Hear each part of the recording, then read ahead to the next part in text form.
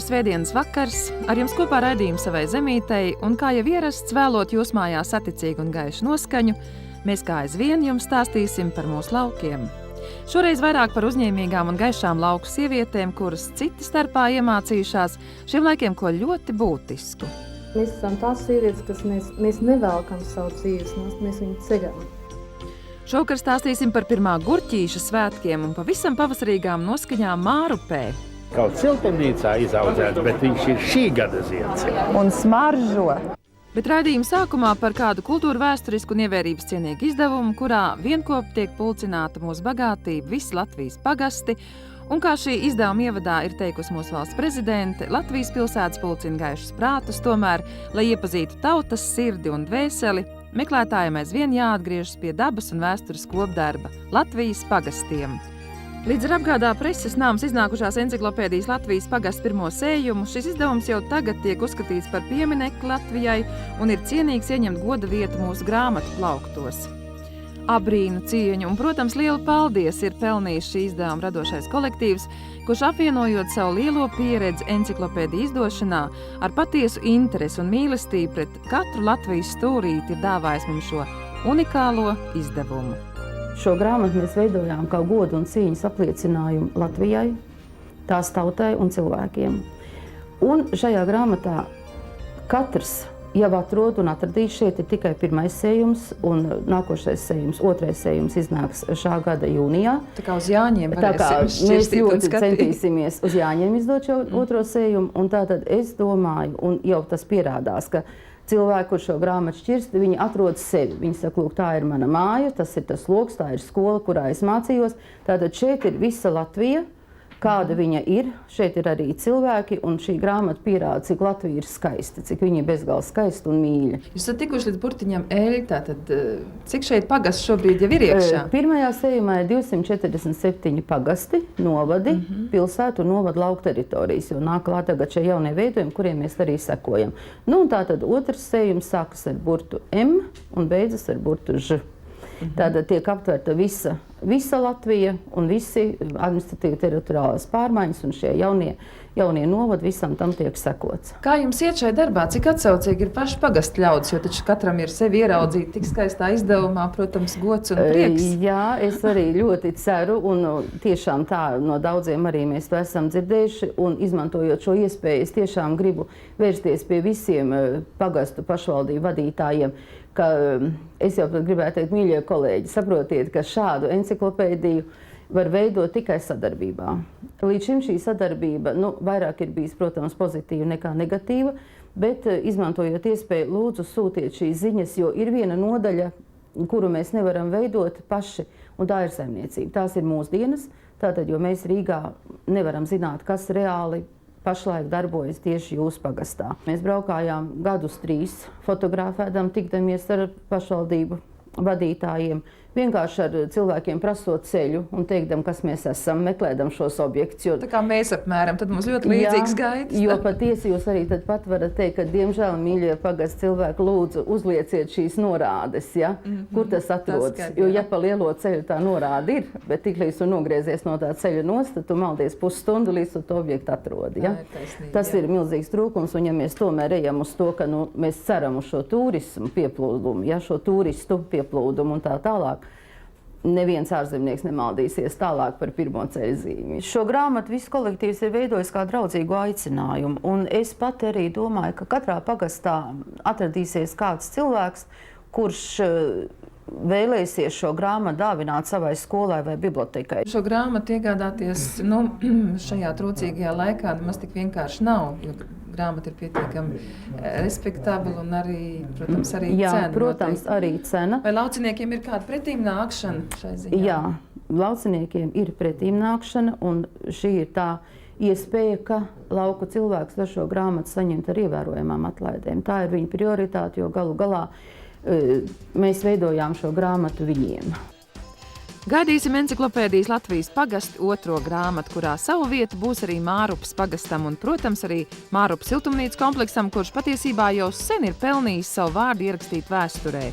Kaut vai tikai tāla vien, ka ar īsto uzsveru, ar īsto Mārupas gurķīšu parādīšanos tirgū varam uzskatīt, ka Latvijā ir sācies pavasaris un varētu droši teikt, ka vismaz 10 pavasaru šo priecīgo brīdi pirmā gurķī košanas svētkus esam dalījuši kopā ar mūsu dārzniekiem.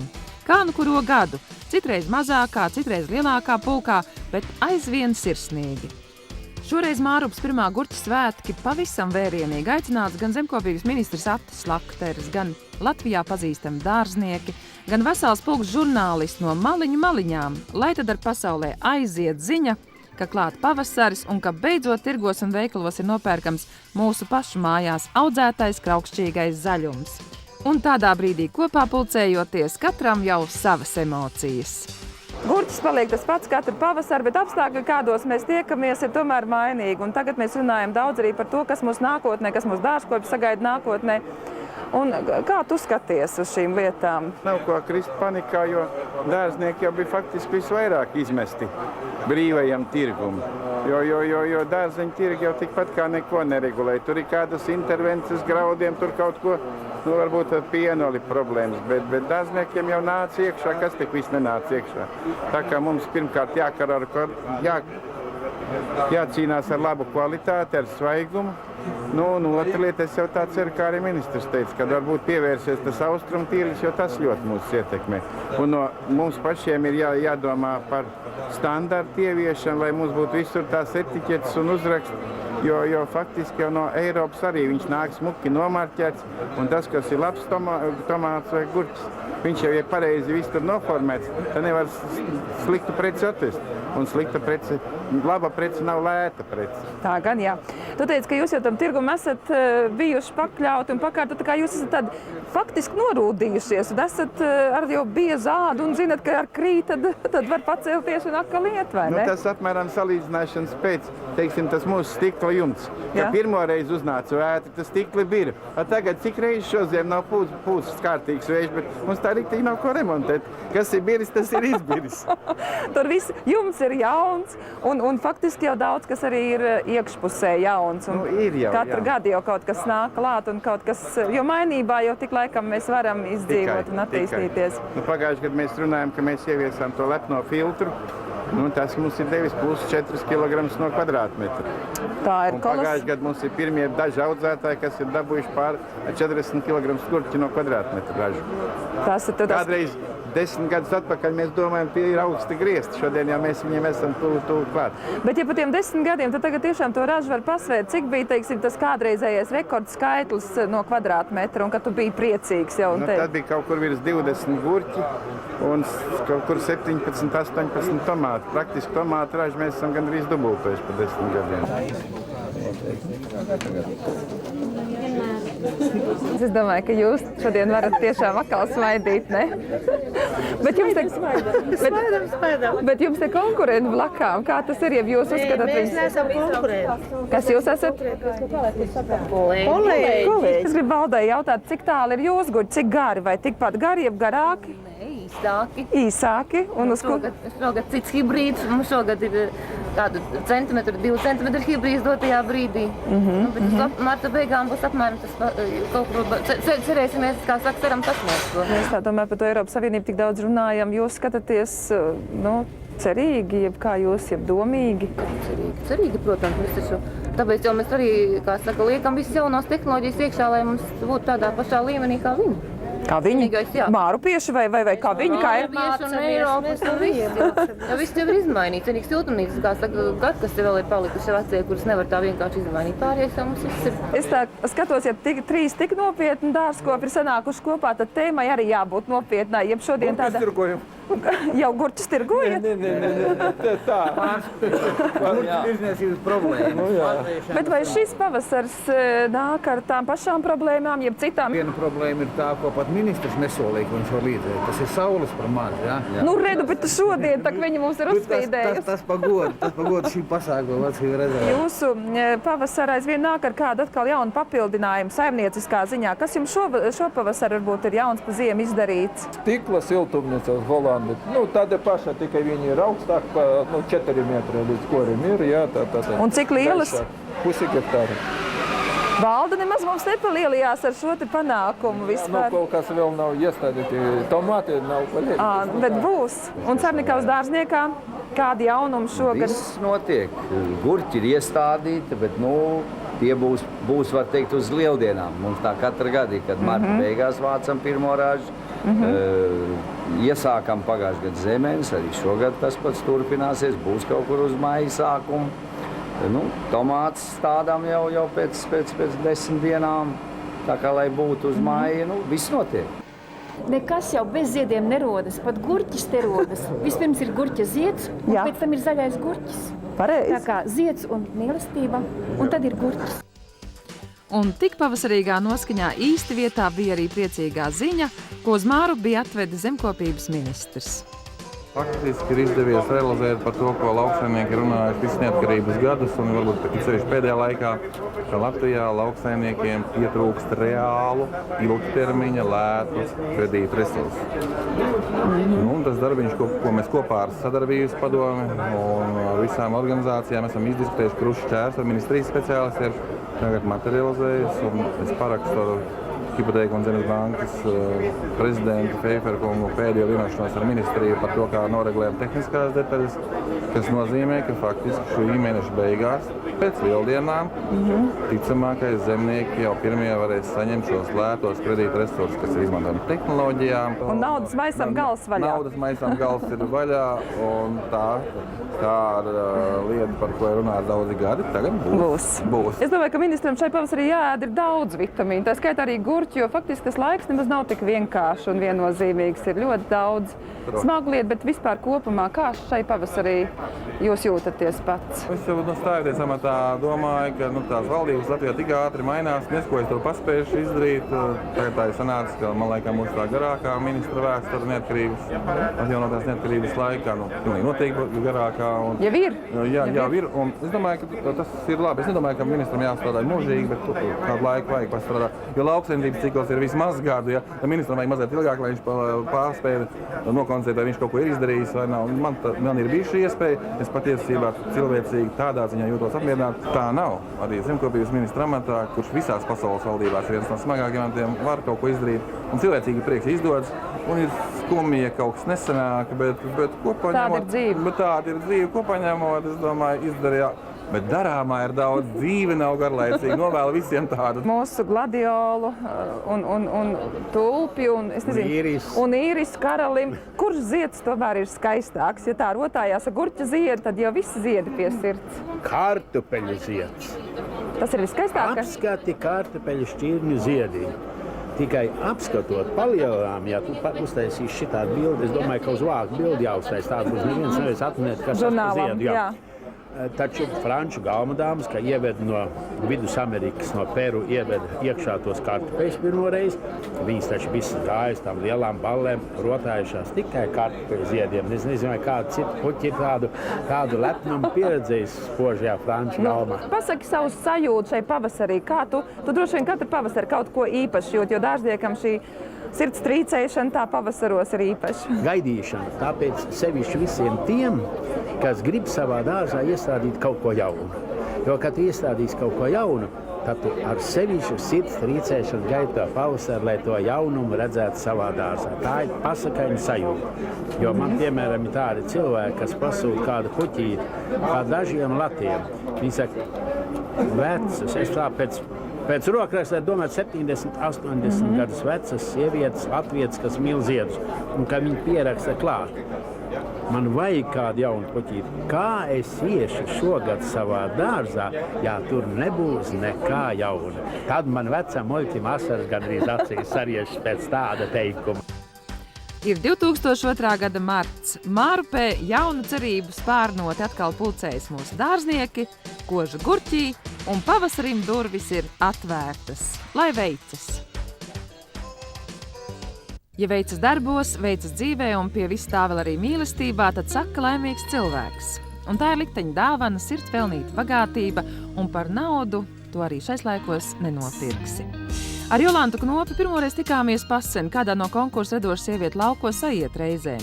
Par viņu toreiz Jelgavas rajona Bērvircavas sieva rakstītajā vēstulē bija stāstīts gan par 4 jaukiem bērniem, gan Eiropas līmeņa pietuvināto saimniekošanu zemnieku saimniecībā Rudeņi, kur ir gan pilna kūts ar augstvērtīgām pienīgām govīm, gan lieli cukurbiešu un labības lauki, kuros, protams, lielākais saimniekotājs un darītājs ir vīrs Pēters. Vēstulē tika stāstīts arī par Jolantas lielo spēju aizraut jauniem darbiem un idejām citas pagasta sievas, bet īpaši tika uzsvērta saticība un ģimeniskums, kas kā labais gariņš iemitinājies šīs mājas pavardā.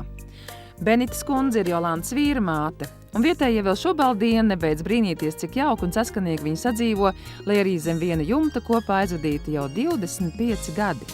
Varbūt tas savā ziņā arī tādēļ, ka Benita Knope, būdama saulaina un gaiša vecmāmiņa, ir arī Sesavas pagasta Bērvircavas pašdarbības teātra lielākā aktrise, par ko liecina arī republikas līmeņa nu pat saņemtā atzinība un līdz tai arī jaukais pārdzīvojums visai ģimenei.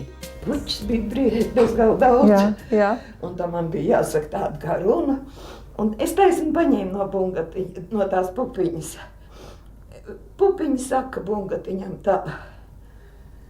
Viņa saka, bungatiņa brālīt, tie taisnie to pasauli uzvara. Tiem citiem viņa piedara.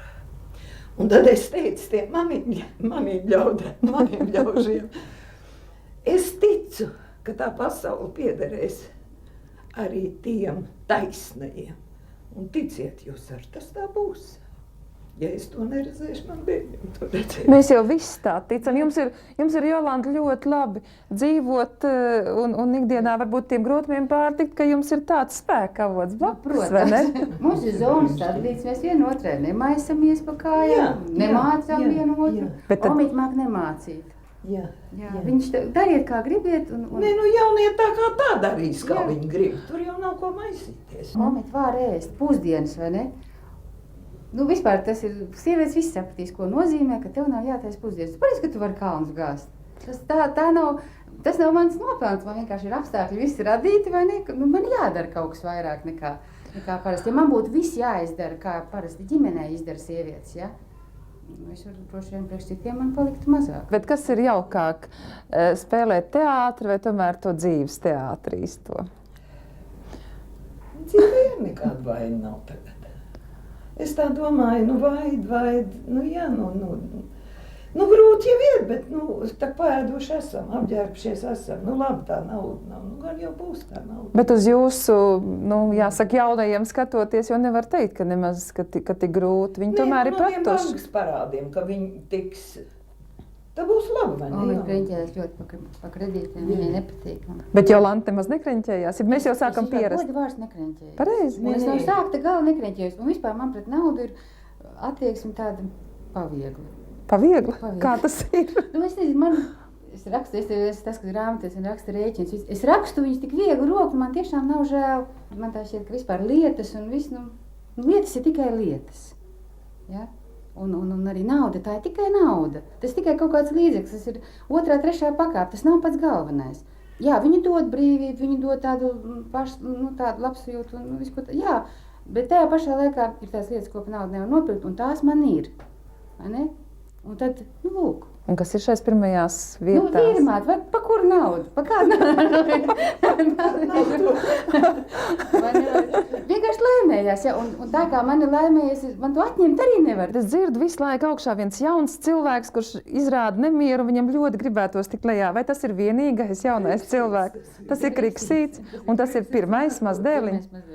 Kā tad vispār tā sajūta tāda, tagad viens gadiņš laikam? Jā, nekāda. 15. Pilīdz aizmirstās, un es viņam saku, Artūriņ, es jau atceros to savu mazo. Man tik arī 12 gadi kā Artūru. Bet tas ir kaut kāds brīnums. Laiks šovakar ir tik nepielūdzams steidzīgs, ka mums diemžēl atliek viena īsta tikšanās ar Bērvircavas sieviešu klubiņu 11 dalībniecēm. Starp viņām ir arī Jolanta, un mums īsajā tikšanās brīdī bija jāatzīst, ka viņas visas ir patiesi sabrīnas vērtas. Sākām nākt tajā klubiņā. Sākumā jau es teicu, kā pavāru grāmatas, adīšana, bet mēs tādas dziļākas sievietes, protams, mums ar to bija par maz. Kaut ko dvēselī un sirdī. Un ja nav kā es domāju, ka tas tāda veiseli ir tāds trauks, ja, kas vienmēr ar kaut ko jāpiepilda. Un ja viņš tukšojās, tad tur nāk iekšā depresija. Es tajā klubiņā no sākuma negāju. Es esmu visu laiku bijusi aizņemta, vienmēr man tā ir laimies, ka man ir bijis visu laiku darbs un ka viņi tur sāka. Es domāju, man taču nav laiks iet tur sēdēt un pļāpāt. Un es negāju kādus vairākus gadus, kamēr sākās, kad ar tas jutās, ka kaut ko vajag tādu. Sākam iet un drīz tad Aina arī brauc pie mums un to laiku bija. Un es vairs bez tā klubiņa nemaz nevaru, jo mēs vien no otras tur daudz ko gūstam. Jā, un jūs ļoti labi teicāt, ka pa matu tiesu jūs gandrīz jau var tā iesēdāties mājās un nekas it kā cits vairs it kā nevilināja un likās, nu tā ir tā jūsu pasaule ar bērniem, ar saimniecību, kā toreiz bija, ja? Nu, klubiņā es sāku darboties. Es pat īsti neatceros, kad kaut kā ir izgājis no atmiņas, bet tas pacēla tādu pašapziņu, pašvērtējumu, jā, kā es saku, mums pēc Ainas un Arnolda psihologu tām nodarbībām. Man parādījās lielais mērķis, un tad tie mazie mērķīši, jā. Un kas ir jūsu lielais mērķis, ja drīkst zināt? Lielais mērķis pēc 3 gadiem beigt Latvijas Lauksaimniecības universitāti ekonomistu fakultāti. Tas ir vienkārši slavējami. Jā, un tad un 2 kursi jau ir jau garām, gandrīz jau 2. kursā jūs šobrīd mācāties. Pašlaik es mācos 2. kursā. Jā. Un to jūs nekad nebūtu darījusi, ja nebūtu tāds it kā tāds? Laikam, ka noteikti, ka nē, it kā gribējās mācīties, bet tad likās apprecējos, tad bērni, tad saimniecība, un vīrs arī it kā man nepamudināja uz to. Es pat varētu teikt, ka vīrs bija it kā pretī, un tas man tādu cīņas sparu deva, jā. Jūs esat cukurbieši, es nezinu, karalieni savā, man liekas, ka novadā, jo man liekas tik liela lauka, kā ir jūsu saimniecībā diez vai kaut kur citur, bet vai jums ar laiku atliek tādām tīri sievišķīgām nodarbēm, ka tā gribas sanākt kopā un vai vaļas tam ir? Jā, atliek laika. Un ļoti gribas arī, kā te teica, tāds tukšums dvēselē ir, un mūsu viltas pusē nav kur piepildīt to tukšumu. Es labprāt braucu, man ļoti patīk, un man ir uzņēmuši, un mēs kopā uz teātriem braucam, un tusējamies kopā, visu tā kā daram, man ļoti šeit patīk. Runā par to smago dzīves nastu laukos, jā, un es tā izdomāju, mēs esam tās sievietes, kas mēs nevelkam savu dzīves nastu, mēs viņu ceļam. Jā, tā ir atšķirība. Tā ir atšķirība, un liela, jā. Jūs sacījāt, ka jūs tagad esat tēva mājās atpakaļ, un faktiski tāda laba karjera jums ir sākusies. Jūs, tā kā mēs jau Benītas kundzi runājām, viņa ir viena no lielākajām aktrisēm, un jūs arī esat viena no lielākajām aktrisēm. Es Benītas pēdās. Benītas pēdās. Bet laikam jau ir jāatrod šie tādi dzīves jaukumi, kas mūs piepilda. Arī teātris spēlēšana, tas ir viens no tiem. Jā, protams, es agrāk to nebiju darījis, un es pati brīnos. Mēs runājam bez tiem ģimenes centra psihologu, tām pārunām. Man gribējās kaut kā apliecināt sevi, pierādīt, ka es arī varu. Man teica, tu vari un tev sanāk. Un tad man liekas, tiešām bet tas nav tā kā priekš publikas, priekš citiem acīm redzot, to man pašai vajag. Man vajadzēja to pašai. Un es esmu priecīga, jā, un es pa mājām ņemos savām gotiņām un slaucu un agri ceļos nododu pienu. Un šeit man tāda atspildes tik skaisti kaut kas. Un jūs to samainījāt atpakaļ pret pilsētas dzīvi. Kā tagad no laukiem faktiski mūg daudz. Man meita olēnē, un es aizbraucu ciemos, 5. stāvā, un es skatos, es jūtos kā putnas būrī. Es tiešām to tagad, agrāk es nesapratu, visi skrēja uz to pilsētu, un tā tam jābūt, un olēne, un viss kā tur bija, viss valsts ķimizācija. Jā, jūs ķīmiķi. Diemžēl tagad es izēju savā Upmalā, mūsu virceviņi te, un es priecājos, cik skaisti tagad plūdi. Visi raud plūdi, man pagrabs ir aplūdis, bet es priecājos, cik skaisti. Jūs tomēr to kultūras dzīvi šeit rosinat, un ir patīkam, ka te ir tik dzīva šī vide, jo tā kultūra daudzās vidās ir panīkus, un līdz ar to panīks tie var tas cilvēciskais gars. Viss sākums ir no pašu cilvēkiem, jo Margarita bija viena no tām, kas atnāca un teica, Sandra, es gribu spēlēt teātri. Un lūk, ja atnāk cilvēks pie manis un saka, ko viņš vēlās, tad jau ir vieglāk zināt, ko mēs gribam. Un ko teica Sandra? Sandra ievilka elpu, teica Margarita. Režisori. Viss sākums ir no cilvēkiem. Ja viņi vēlās, tad viss notiek. Viss sākums jau mums ir no klubiņa.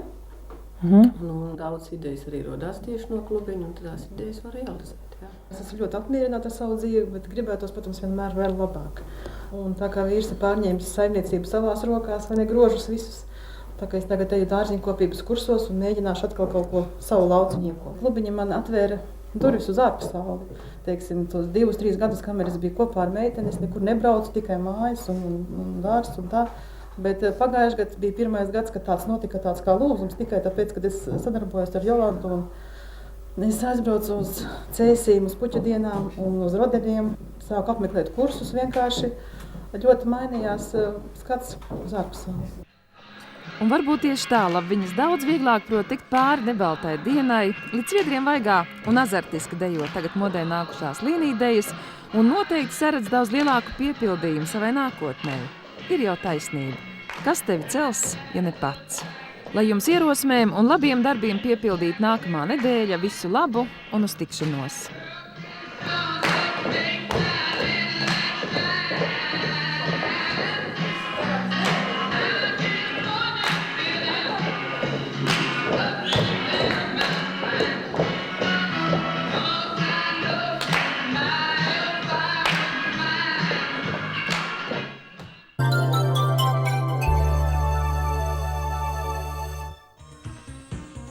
Akciju sabiedrības Preses nams Apgāds piedāvā enciklopēdiju Latvijas pagasti. Mobilais tālrunis 659 44 81.